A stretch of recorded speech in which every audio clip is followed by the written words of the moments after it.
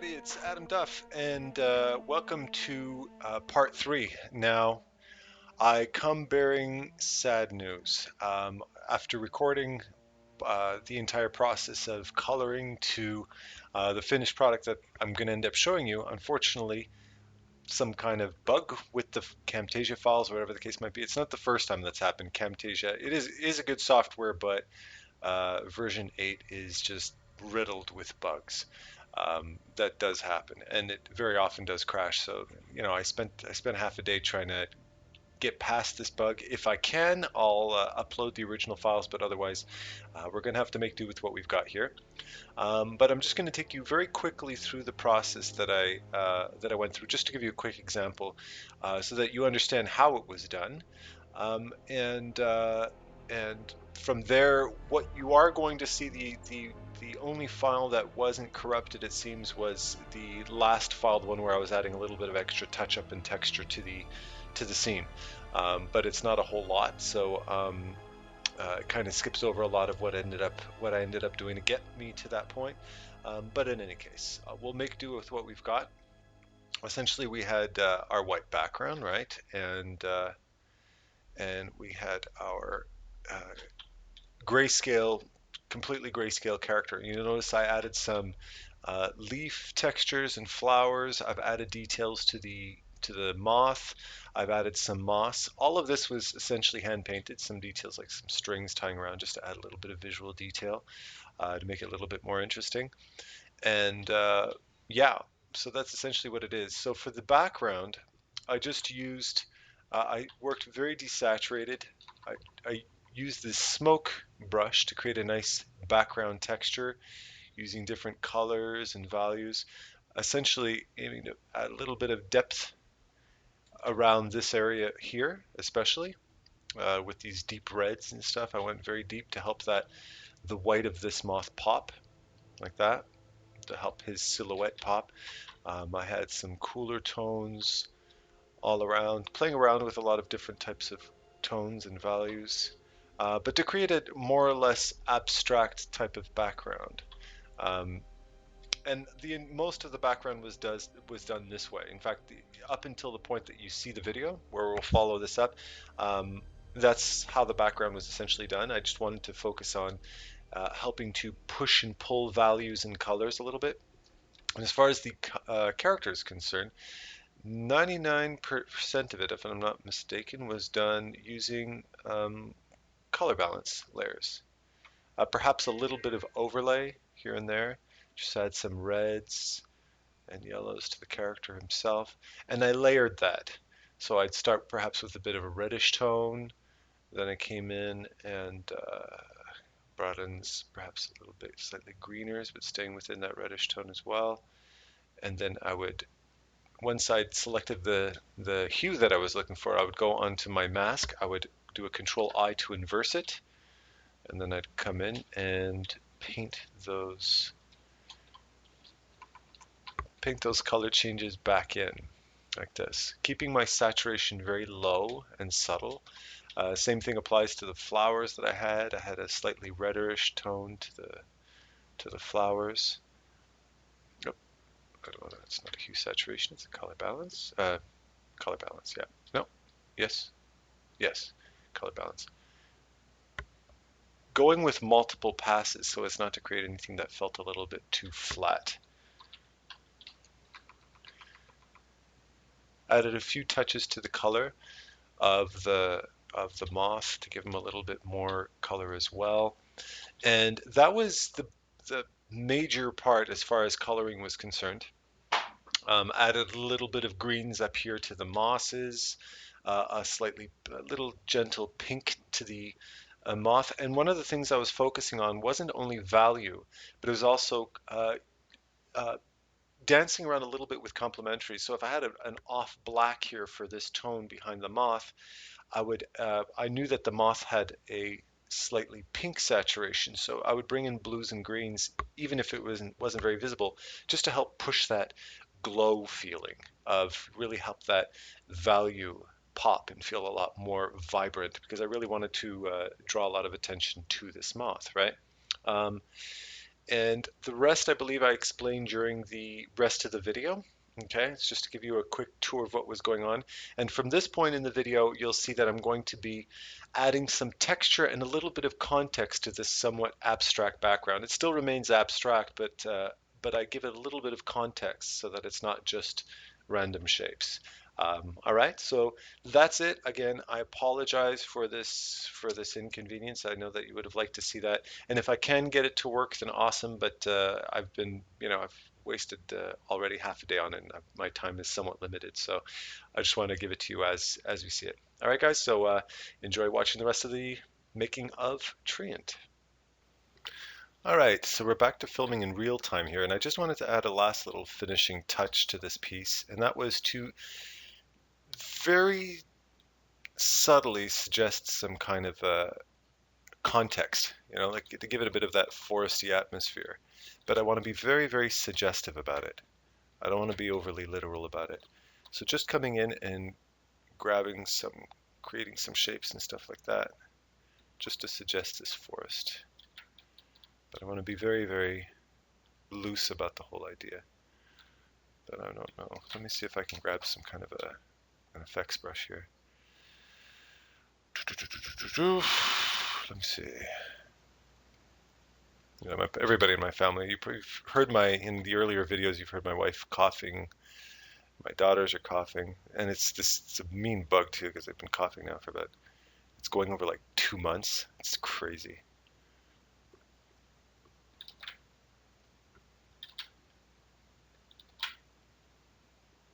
Let's set this to direction. Direction. There you go.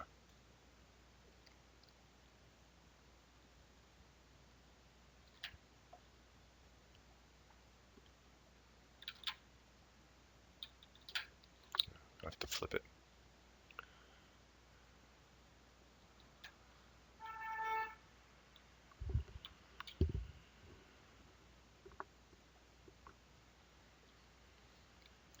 You notice I'm not being literal at all. I'm just sampling local colors and throwing in little bushes and stuff like that.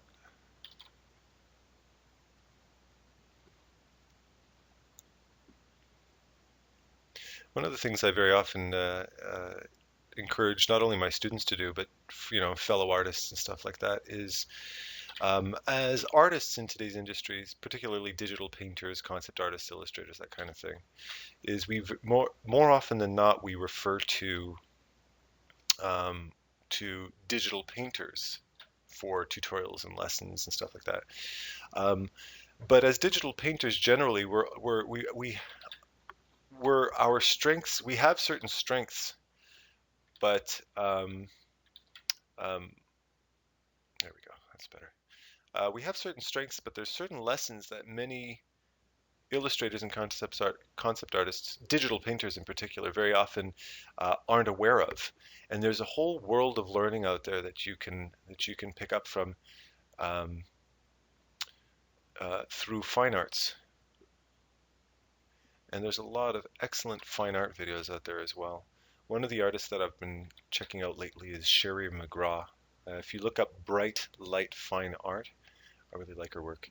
One of her videos in particular has this banjo music that I don't know why. Just, you call me weird, but I find certain types of banjo music make me feel emotional.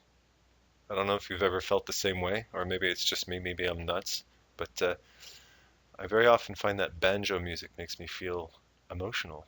I'm not talking about the ding ding ding ding ding ding ding, not that crap. I'm talking about kind of like almost the Celtic ambient type of banjo music. I mean, it's so far away from the type of music I generally listen to, although I listen to all kinds of music. But like, for instance, a perfect example is like the Hitchhiker's Guide to the Galaxy. That opening scene has one of the opening scenes where they're zooming in on the ship, and there's this banjo music playing in the background. Like, there's such a warm mood to that banjo music. Well, in one of Sherry McGraw's videos, she has this music that I ended up tracking down that song. I liked it so much. It was nice music to paint to. If you ever go check it out, you'll see what I'm talking about. you see, I'm just suggesting, like, I'm almost suggesting that he's standing in the trees, right? But I'm not deviating far away from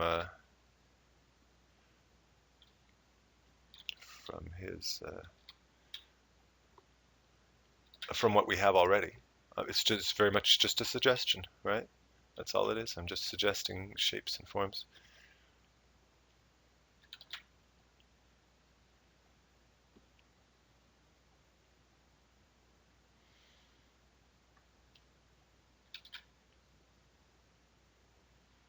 Suggesting trees and stuff like that.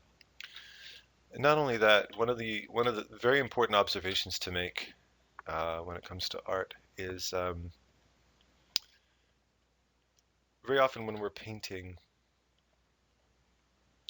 very often when we're painting any kind of painting, uh, we very often treat, no, that's not going to work.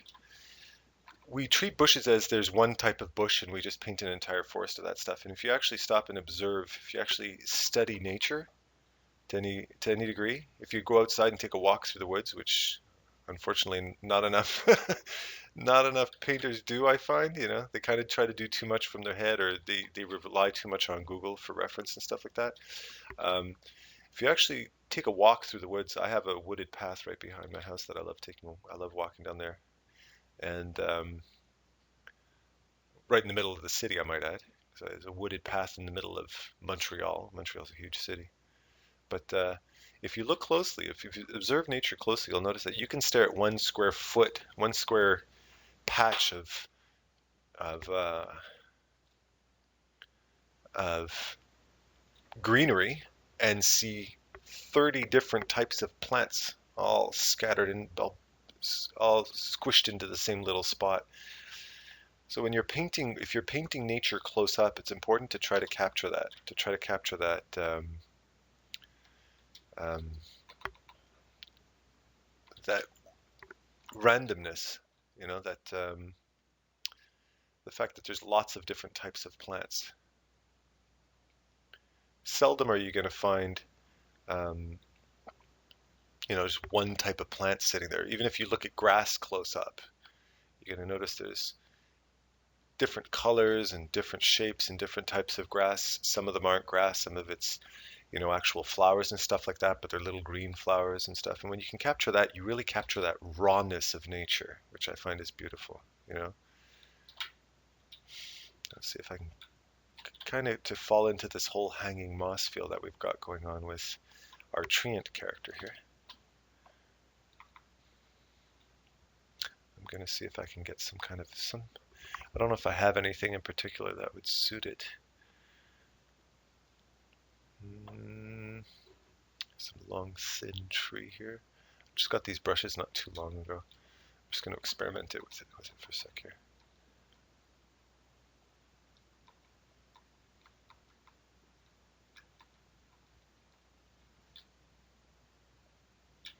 No, I don't want to overkill it. No, the resolution is not high enough on that brush anyways.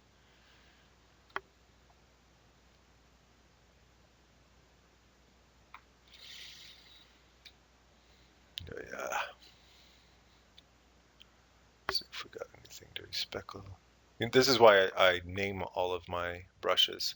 I can spend hours, like whenever I find a good, like a nice new brush set or something like that online, I'll install them and I'll go through them one at a time, and I might save maybe 5 or 6 of them, out of a list of like 150 of them, because you're never going to use all of them.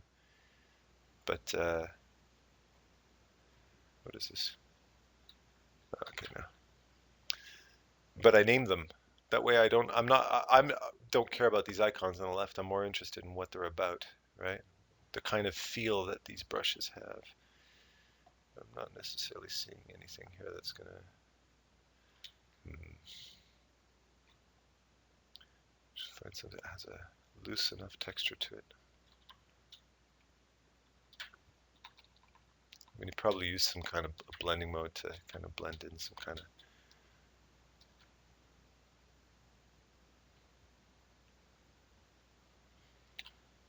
create this downward streak feel. There's an artist that I've been checking out on YouTube. I actually just discovered him recently, although he's been around forever. His name's Noah. Now, I'm not referring to Noah Bradley. Like most of us who know the name Noah usually associate it with Noah Bradley. This guy's name is just Noah, and for the life of me, I can't. I was searching his last name and could not find a thing. Um, oops.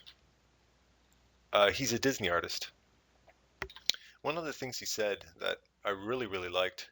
One of the things I really liked about him is he refers it. He was saying that Disney, they don't refer to themselves as um, uh, you know, concept artists or illustrators or whatever the case might be. They refer to themselves as creatives.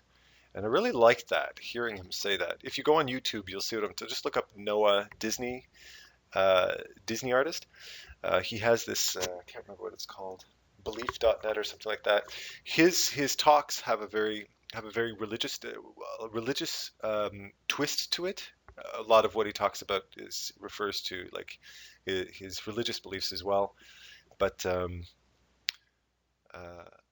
I mean, I'm not a religious person myself, but just his what he talks about in reference to art and how he approaches art is very, very um, inspiring for artists.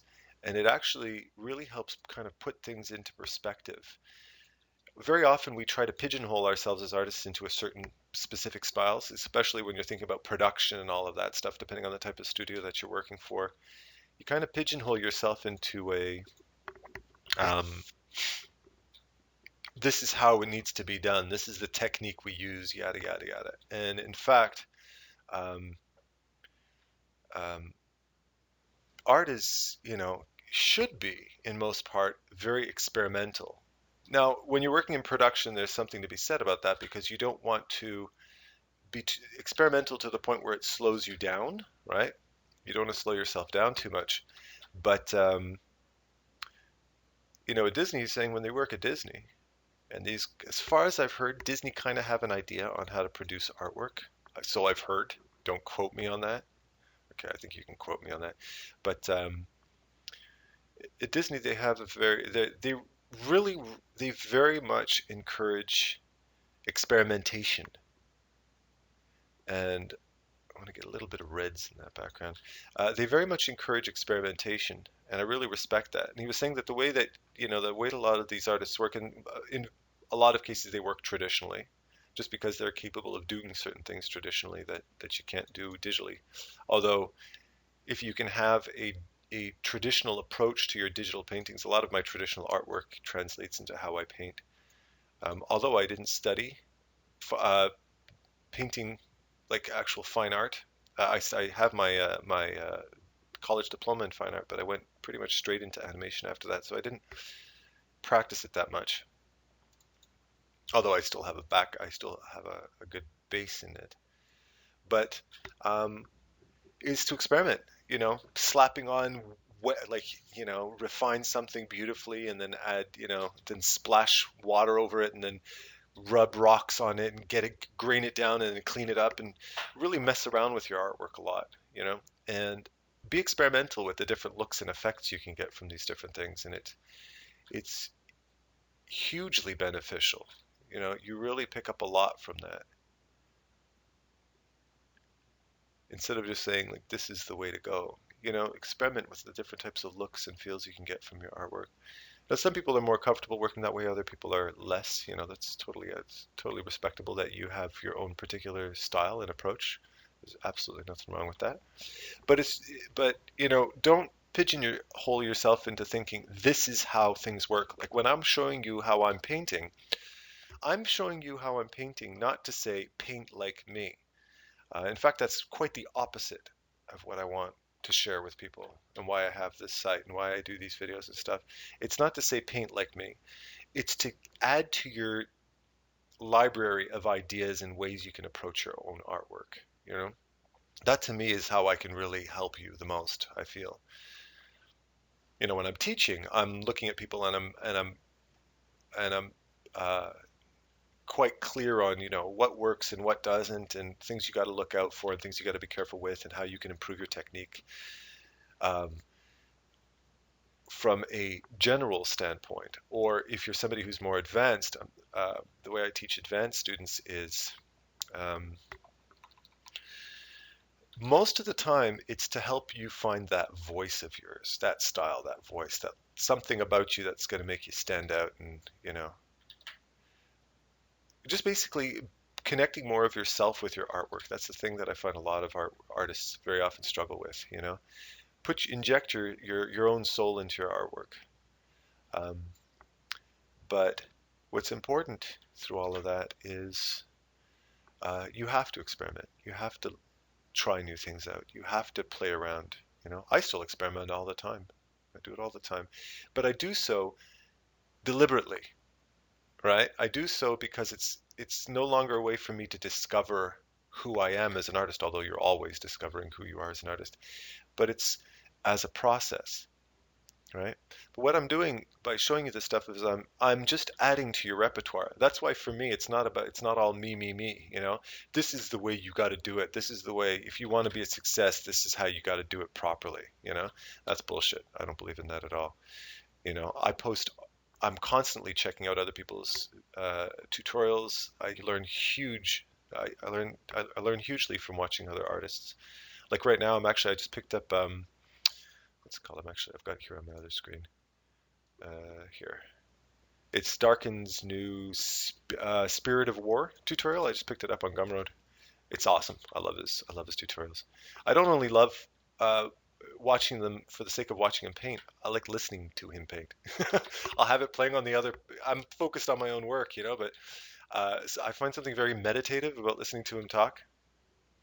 You know, just listening to him go through his process. I find he's a very true artist. There's several artists out there that I find are really true artists. You know, they're they're they're they've got the right. They're in the right headspace. And what I mean by that is my mother's a fine artist, my father's a fine artist. I grew up around fine artists and stuff like that, and um,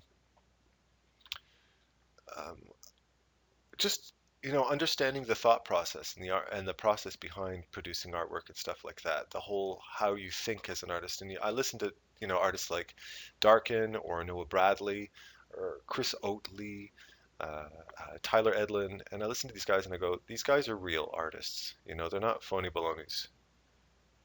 They really put a lot of thought into their work and stuff like that. I really respect them. I mean, I'm just naming a few. I mean, the list goes on, of course.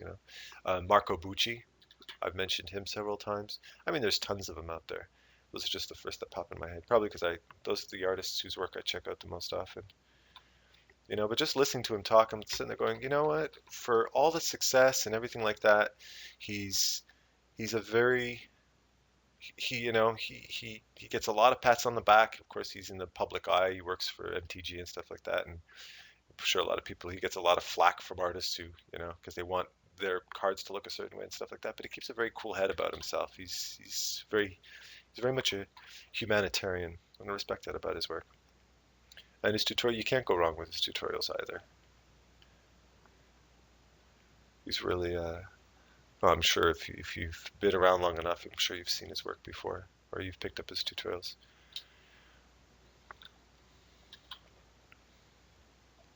But I really respect listening. Every time I listen to him, he gets humbler and humbler about his stuff.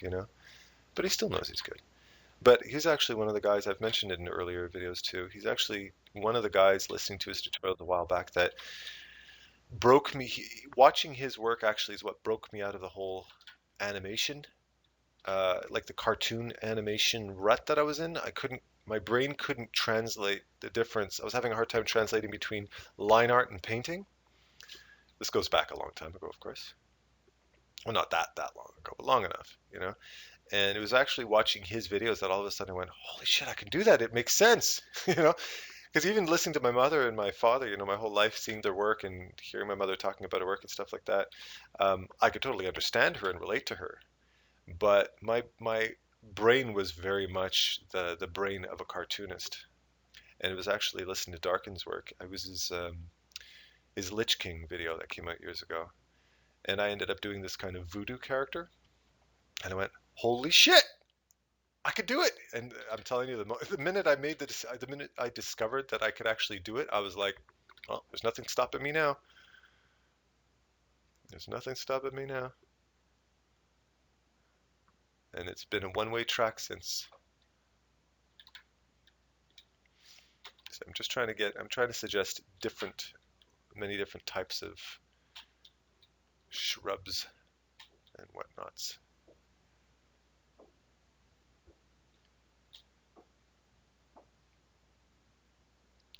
And I'm practically done here. Trying to wear my piece up a little bit, add a little bit more character depth. You notice I'm playing, one of the things I'm doing right now is I'm playing back and forth between positive and negative, like light and dark. So I'm allowing some of the light to overlap the dark and some of the dark to overlap the light, and that blends it together in a natural way while still respecting, if we look back at the original blocking, I'm still respecting what we have there, right? Let's see, do I have that other layer? See? This was set to exclusion. I just flipped through the blending options until I found one that kind of caught what I just wanted a light, gentle overlay of red going on there. Oops, let's set it back to exclusion. There we go. But if you look at the original, I haven't deviated too far away from my original blocking. I'm very subtly suggesting an atmosphere. This isn't an environment, this is a character-centric piece, right? So I'm not going to go painting a full out background, but I still want to have some context to all these abstract shapes that we've got going on here, right? I want us to feel thick, brushy woods deep in the forest type of feeling, right? Here I'm going to add a little bit of, where's my character layer? I had somebody up on the forums, he was asking me about,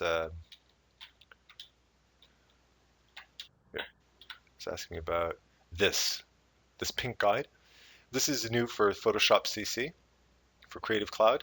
And what it does is it takes measurements, interactive measurements in real time of all of the different objects in your scene. And what's awesome about it is if you're doing copy pastes, you know, if you're copying something and you want to line them up, like when you're doing storyboards, or it'd be fantastic for graphic designers. Um, when you're um, when you're copy pasting things and you want to do several in a row, right? Um, it remembers your last measurements. It's really, really, really there aren't yet a lot of awesome features in Photoshop CC compared to Photoshop CS6. Like you can get away fine with CS6. You don't need CC to, you know, you're not missing out on a huge amount of things, but they're slowly but surely starting to implement some elements into CC that I find very, very practical. One of them in particular is the library. This is awesome here. Window library. Okay. It'll take a second to load. Now this is on the cloud. So anything that you import in the library is um, is immediately available through all Adobe programs. Okay, and the library can function. I use this now as my swatch. I use it to save characters if I want to import them into, let's say, After Effects or something like that, or I just want to I want to extract them and pull them into a new document, or work them in a different document, or whatever the case might be. Um, um, you can save, for instance, let's say I want to save the colors in this scene, right? All I have to do is sample the color, and whatever my foreground color is, I just click on this button, add foreground color, and there it is. Okay, there's the color I just sampled. Now, if I want to use this as a swatch to paint with, I don't even have to Alt press it. I just click on it, and I paint with my new color. Click on it, paint with my new color. And the same thing applies to, see all my demons here. I extracted them into separate documents. All you have to do, for instance, for this guy over here, so I can flatten that now because I don't need to. If I want to save this guy, just save the character. Check this out. This is pretty cool stuff. This is a graphic. Okay, you can see here, add graphic. So while I've got this guy selected, I'm on the layer with my graphic. I just hit add graphic. Watch what happens. There. Now I can take them and reuse them in any document I want. Tell me that's not a handy little thing here. Isn't that cool? In fact, I think I'll save them. I have a little backup copy of my guy here. So if there's like a color palette or things like that you want to use for your website or whatever the case might be, hugely handy. You know, if I want to go and grab Burden and throw her into the scene, I want to grab Burden and throw her into the scene. Ah, there we go. Okay, you can see the resolution's a lot lower on Burden. Yeah. Two little burdens. So cute. See, I can just grab suppression and throw her into the scene. I always work in high res though. Oh, why the hell did I do that? Here, see what I just did? Add graphic. There, it's back in my library now. Tell me that's not handy. Very handy. And for instance, if I take this and I translate it, you notice I look at the distance that I've copied it, 3.59 centimeters. It's going to remember that. So when I copy again, it's going to snap to the next 3.59. See? Now I've made three perfect measurements. They're perfectly aligned. Very handy stuff. That's brand new. They just patched it into Photoshop CC maybe like a week ago or something like that. As far as this bugger is concerned, I'm thinking I want to just take the saturation down a little bit on his branches there on the background.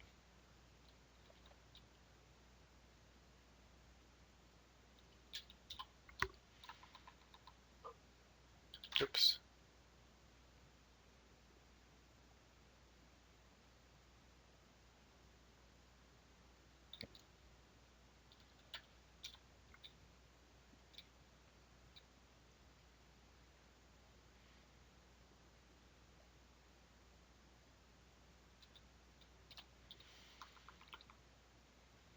I'm going to take it off this area because I want this thing in the back to be a little darker. There we go.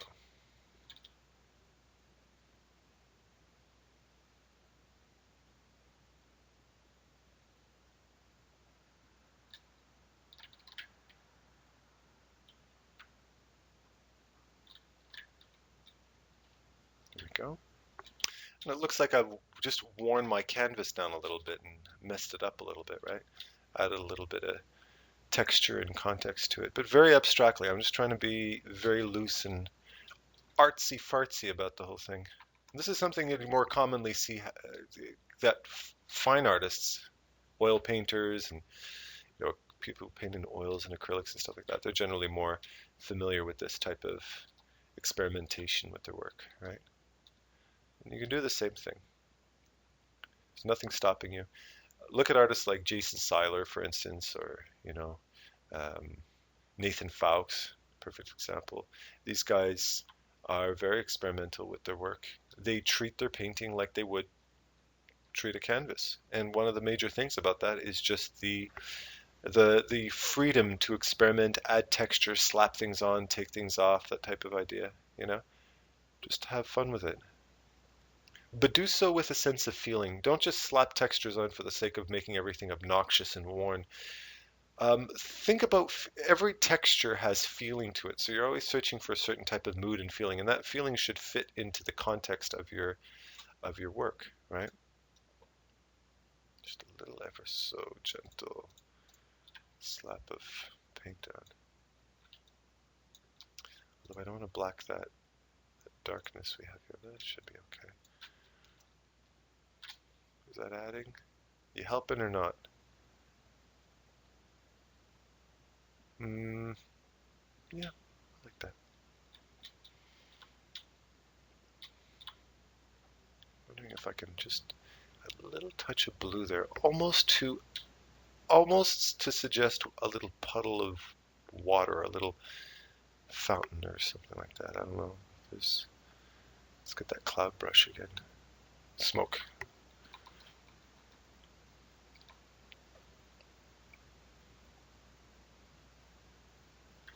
You notice I'm not going blue, but my local color here is a green. Actually, I'm going to undo that. My local color here is a green. If I sample this local color here, it's like a greenish yellow. But by cooling it off, by just taking the saturation down, I'm cooling it.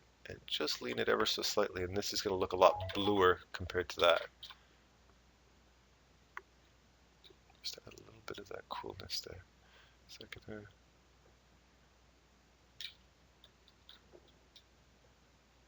No, actually I want to go in the opposite direction.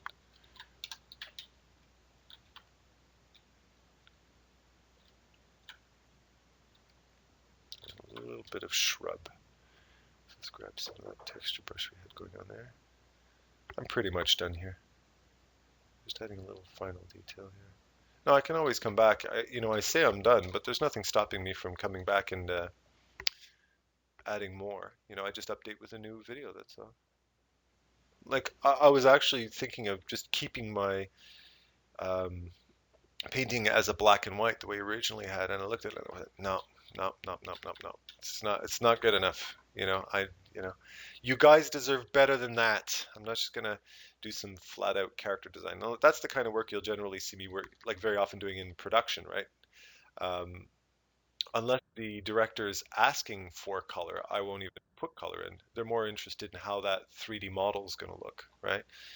The black and white that you saw is the type of stuff that might translate into a 3D model. Why is it dinging? Why are you being a jerk? You can't. I realized, I was complaining in the other videos about the dings.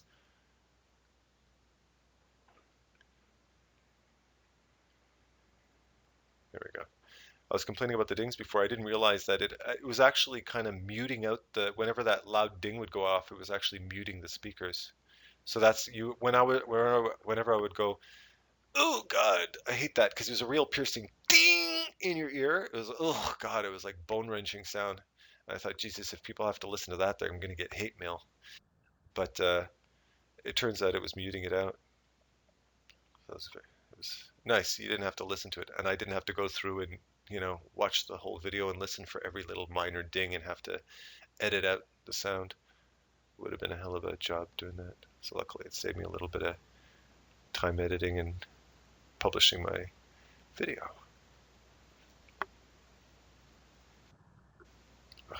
It's dinging right now, but you're probably not here. It's not the offensive ding that I originally had, though. Here, actually, you know what? I need to add a little bit of that green over here to have that blue travel through a little bit. I don't know why it's doing that.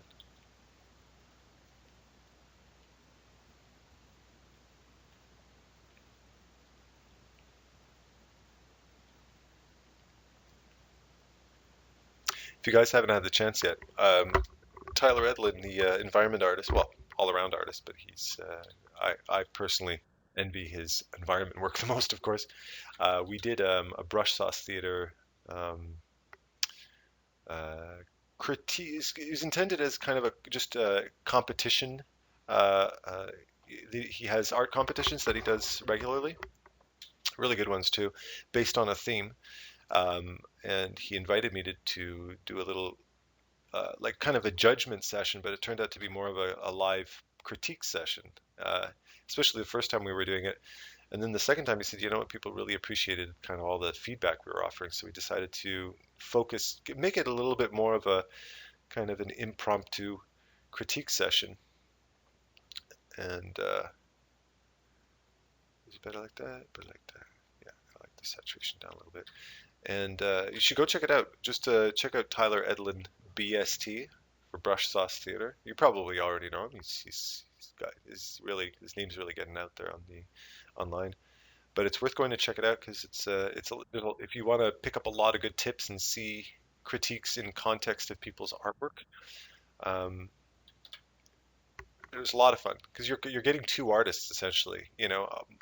Myself, we both do environment and character, but I'm a little bit more character focused and he's a little bit more environment focused. So it kind of helped. People were getting a really nice rounded critique of their work from two different perspectives with two people with two different specialties and stuff like that. So I really suggest you go check it out. It's really cool stuff. Really enjoyed it.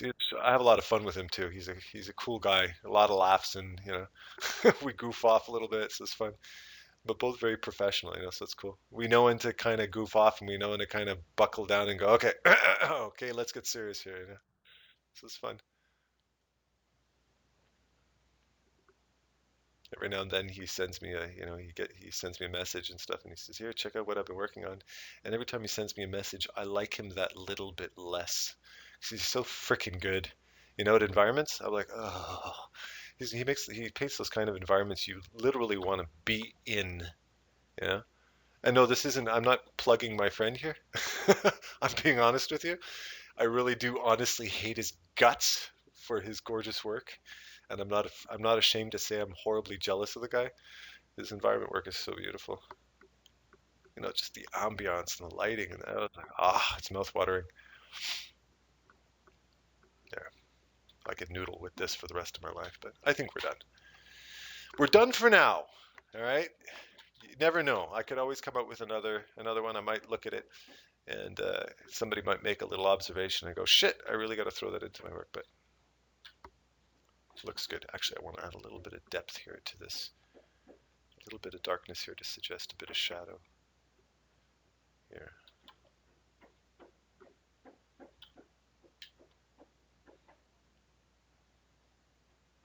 I'm going to make the shadow with this, with the texture brush.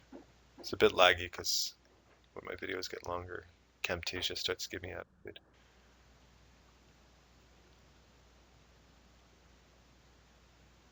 Just to suggest some kind of a shadow going on here. But I'm allowing the light to kind of seep in. You notice the shadow isn't like just this perfect block of shadow.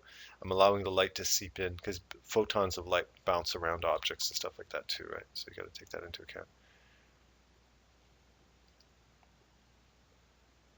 Nope, I don't want to go that far. Too bright. So I want to keep it in the context of shadowing.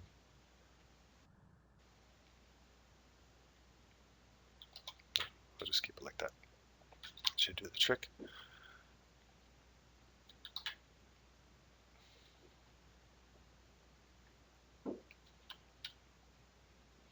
All right.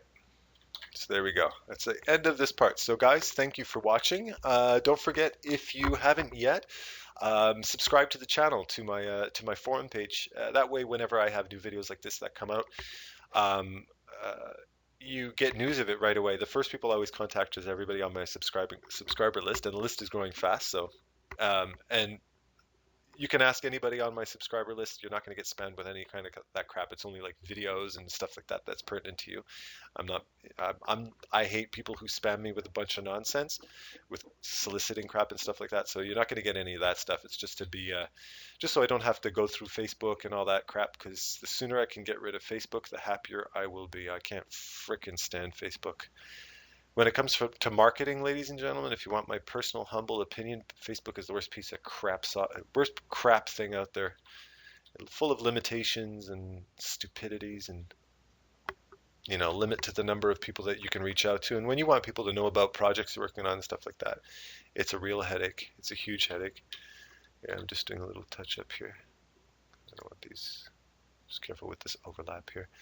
But yeah, that's why I created my subscriber list, just so you guys know what's going on, and you'll know when there's new stuff coming on, and I don't have to go through the irritating social media things, and you'll know you get that information. I'll know that I've actually effectively reached out to you, that type of idea.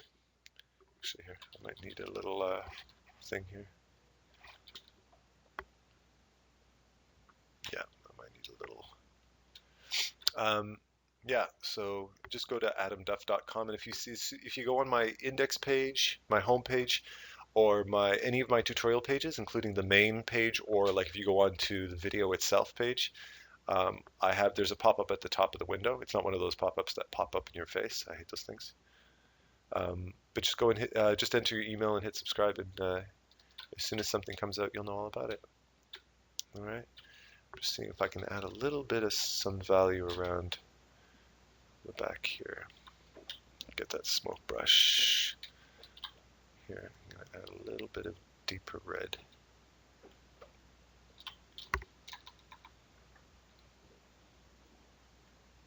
Just help that face pop a little bit better because it's a bit muted. I muted the darks here. I want those.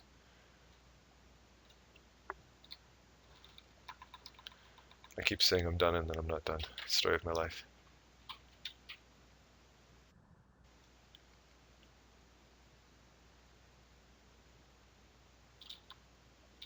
Just let that face pop a little bit.